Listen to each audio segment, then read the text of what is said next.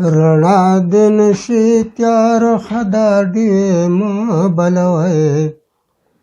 زما ټول عمر توره شپه ده ډېوې مه بلوئ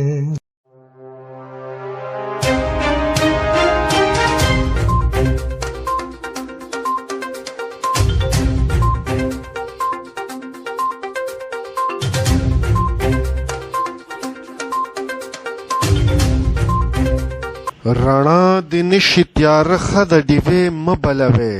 زما ټول عمر توره شپه ده ډیوې مه بلوې د پښتو ژبې نوموړی پیاوړی شاعر د طنز و مزاح بادشاه او د خیبر پښتونخوا د ټولو نه لوی مشاعره باز ادبي بنجارې اکمل لیونی دا مهال ناروغه دی د خدایي خدمتګار تحریک یو چمتو کردار د خپل حالت زار په دار خیجی د محفلونو د مستی علامت نن د خپل نیستی د قیامت سره مخ دی د ادب فال او وطن فال اکمل لیونی ړنګ کور هغه سوال دی چې جواب یې هم لا جواب دی لیونی د خپل بدني ناروغتیا نه زیات ادبي ناروغه دی او دغه فکرمندي لري چې د زرګونو ادبي کتابونو ذخیره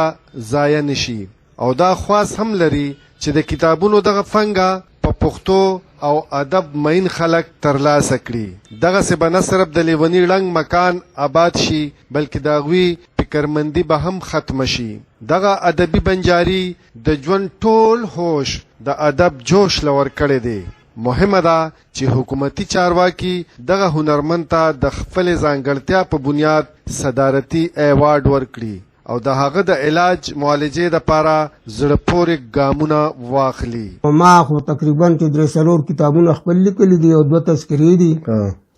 او داسې نور مختلف کتابونه د نورو شاعرانو مې هم چاپ کړي دي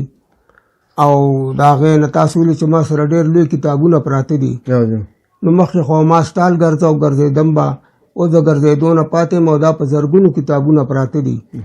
نو که څوک لیبررۍ والا یا دکان والا یا نور دفتر والا دا زما نه والي نو ښه وي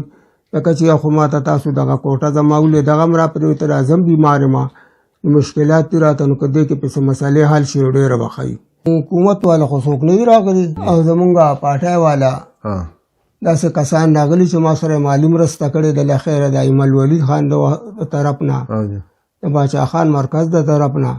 د 2 کالو نه اکمل لیونی چې کوم دی دا بالکل پکټ دی د دغه په کار نه کوي په خپل معمولات چې کوم دي کاغذ سر ته رسي نو هم په ویلچیر کې د 200 کسانو په سهاره باندې نو د ناست هم ډېر زیات تکلیف یې وته او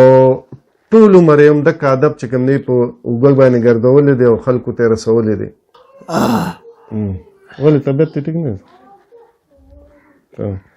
دا اوس هم د دوی طبیعت چې کوم دی دغه پوزیشن دی که نه نو زمونږ نور څه نه وایو